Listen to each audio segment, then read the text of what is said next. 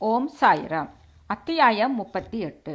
பாபாவின் ஹண்டி கோவிலை மதிக்காதிருத்தல், காலா அல்லது கதம்ப உணவு, ஒரு குண்ணம் மோர்.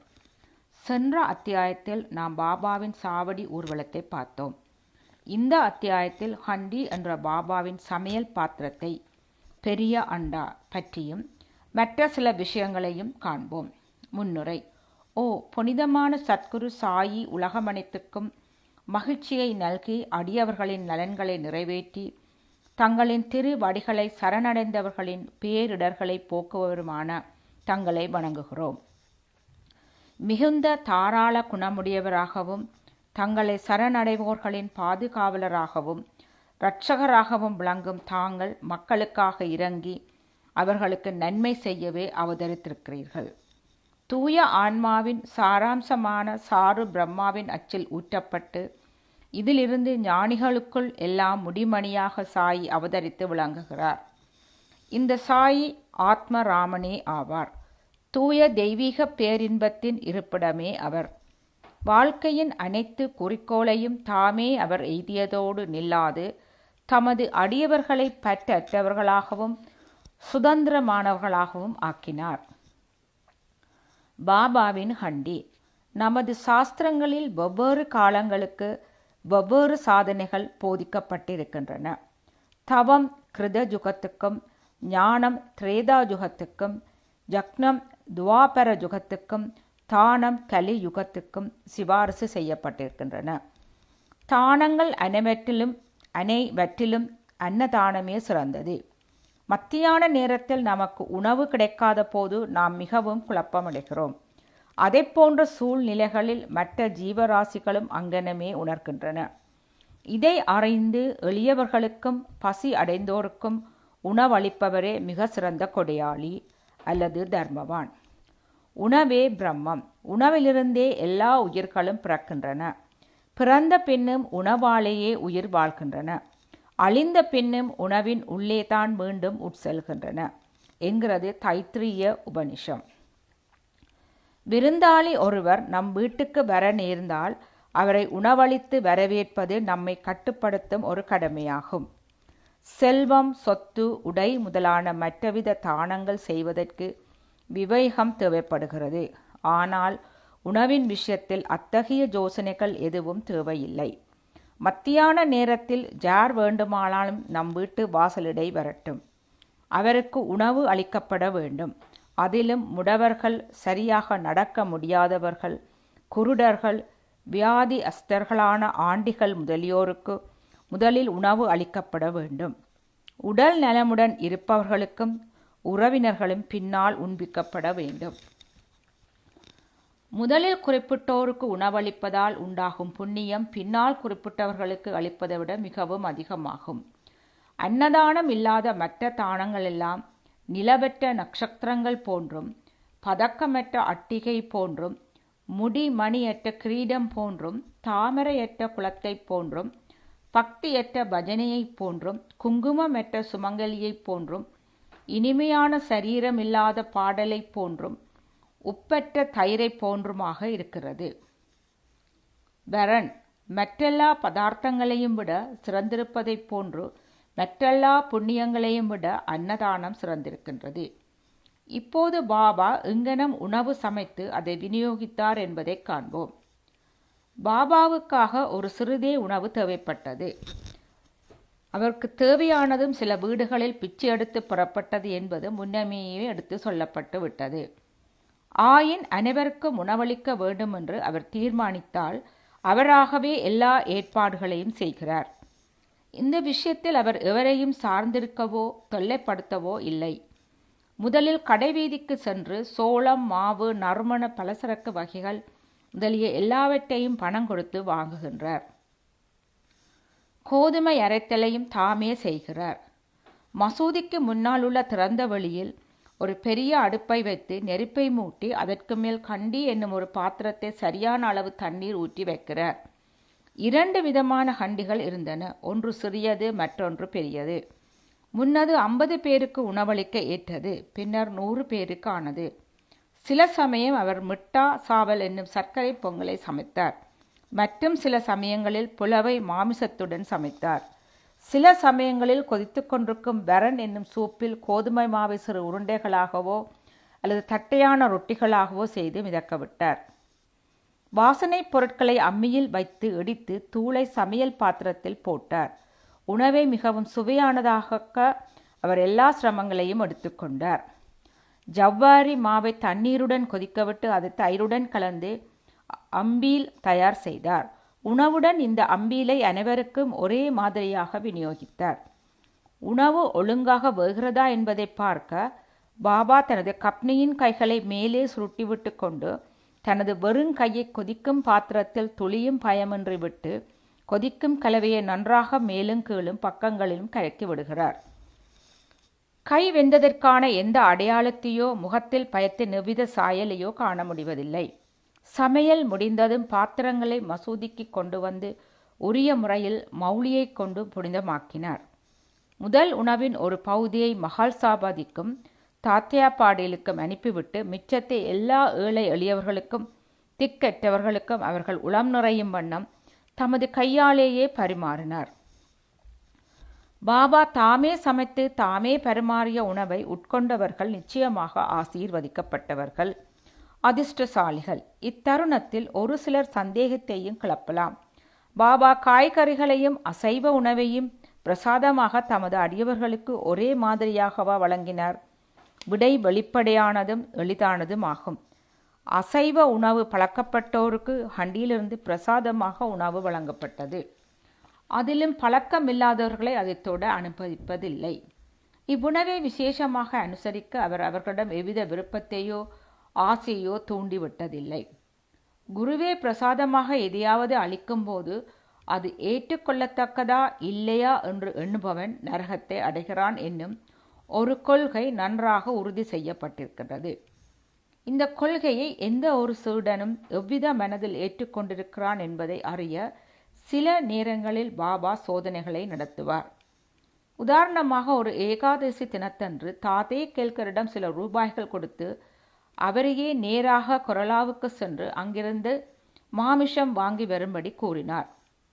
இந்த தாதை கேல்கார் ஒரு வைதீக பிராமணர். எல்லா வைதீக சம்பிரதாயங்களையும் வாழ்க்கையில் அனுசரித்தவர். செல்வம், தானியங்கள், உடை முதலியவைகளை சத்குருக்கு சமர்ப்பிப்பதெல்லாம் போதாதென்றும் முழு நிறை நம்பிக்கையுள்ள கீழ்ப்படிதலும் அவரது உத்தரவுகளை சரி நுட்பமாக நிறைவேற்றுதலுமே அவரை மிகவும் மகிழ்விக்கும் உண்மையான தட்சணையாகும் என்பதை அவர் அறிவார். எனவே தாதா கேல்கர் உடைகளை உடுத்திக்கொண்டு அவ்விடத்துக்கு கிளம்பினார். பிறகு பாபா அவரை கூப்பிட்டு, நீயே போகாதே, யாரையாவது அனுப்பு என்று கூறினார். இதன் பேரில் தாதா தமது வேலையாள் பாண்டுவை இதற்காக அனுப்பினார். பாபா அவரையும் திரும்பி வர சொல்லி அதையும் ரத்து செய்துவிட்டார். மற்றொரு சந்தர்ப்பத்தின் போது பிலவ் என்னும் மாமிசக்கரையில் உப்பு சரியாக இருக்கிறதா என்பதை சற்று சுவைத்து பார்க்கும்படி பாபா தாதாவை கேட்டார். பின்னவர் சாதாரணமாகவும் முறைக்காகவும் அது சரியாக இருக்கிறது என்று கூறினார். அதற்கு பாபா, நீ அதை கண்ணால் பார்த்தோ நாவால் சுவைத்ததோ கிடையாது. பின்னர் அது சுவையாக இருக்கிறது எப்படி உன்னால் உரைக்க முடியும்?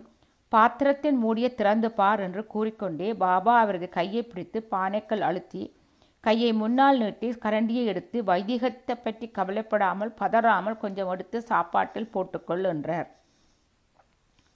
தாய்க்கு குழந்தையிடம் ஒரு உண்மையான அன்பின் அலை தோன்றும் போது அதை கிள்ளிவிட்டு அழத் தொடங்கியதும் தன் மார்போடு அணைத்துக் கொள்கிறார். அவ்வாறே பாபா உண்மையான தாய் என்ற முறையில் தாதா கேல்கரை இவ்விதமாக கிள்ளிவிட்டார். உண்மையில் எந்த ஞானியோ அல்லது குருவோ தடுக்கப்பட்ட உணவை தமது வைதீக சீடனை உண்ணும்படி வற்புறுத்தி அதன் மூலம் தம்மை கீழ்மைப்படுத்தி கொள்ள மாட்டார். இந்த ஹண்டி விவகாரம் 1910ஆம் ஆண்டு வரை சில காலம் நடந்தது. பிறகு நின்றுவிட்டது. முன்னரே கூறியதைப் போன்று தாஸ்கனு பாபாவின் புகழை பம்பாய் மாகாணங்களிலும் தம் கீர்த்தனைகளால் பரப்பினார். அப்பகுதியிலிருந்து ஷீரடிக்கு மக்கள் திரளாக வந்து கூடத் தொடங்கினர். ஷீரடி சில நாட்களுக்குள்ளாகவே ஒரு புனித சேஸ்திரம் ஆகிவிட்டது.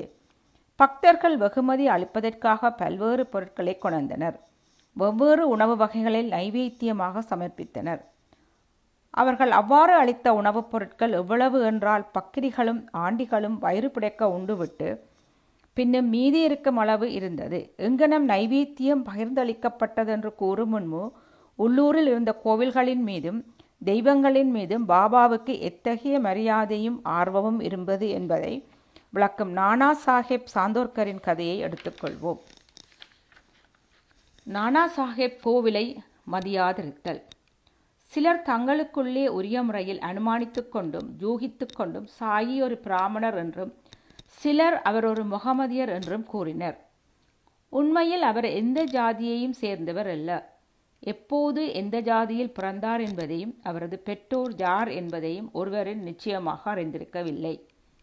முன்பே அத்தியாயம் 7 உள்ள பாபாவின் சொந்த கூற்றுப்படி அவர் பிராமணர் என்றாலும் பரமாத்மாவிடம் தன்னை முழுவதும் சரணாகதி செய்து அகங்காரத்தையும் உடல் உணர்வையும் ஒழித்து அவருடன் ஒன்று விடுபவனுக்கு ஜாதி தேசம் என்னும் கேள்விகள் குறித்து கருத்திற்கொள்வதற்கு ஏதுமில்லை.